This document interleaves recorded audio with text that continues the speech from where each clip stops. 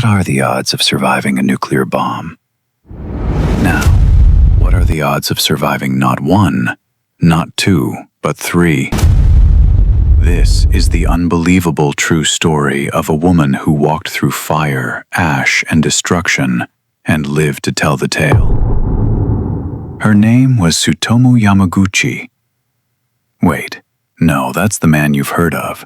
But today, we're talking about a woman history forgot. Let's uncover her story. The sky was clear that morning in Hiroshima. A young woman, let's call her Keiko, a factory worker in her 20s, was walking to work. At exactly 8:15 a.m., a blinding white flash split the sky. She didn't know it yet, but the world's first atomic bomb had just detonated 600 meters above the city. Glass shattered, skin burned, buildings collapsed. Keiko was less than 2 kilometers from ground zero, but she survived. Burned, bruised, but alive. In the chaos that followed, trains were still running. Keiko boarded one, desperate to get away from the horror. Her destination? Nagasaki, her hometown.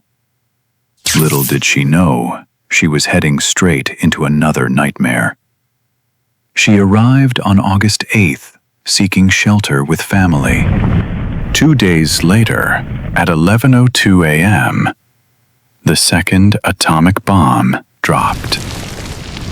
The explosion tore through Nagasaki's Urakami district. Keiko, still injured from Hiroshima, was inside a relative's home. The walls blew in. Shards of glass pierced her face. For the second time in 3 days, she survived nuclear hell. But what about the third? Many survivors weren't killed by the blasts, but by radiation poisoning. Keiko, now doubly exposed, suffered fever, hair loss, and nausea. Yet, once again, she recovered. When American doctors studied bomb survivors in the 1950s, Keiko's name appeared in multiple registries. She had survived 2 direct bombings and the long-term effects of radiation. A third kind of bomb, in slow motion. While names like Tsutomu Yamaguchi made headlines, women like Keiko faded into the shadows. Why?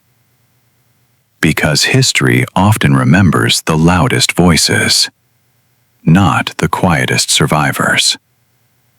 There are no books written about her, no statues, just fragments in medical records and whispers in survivor communities.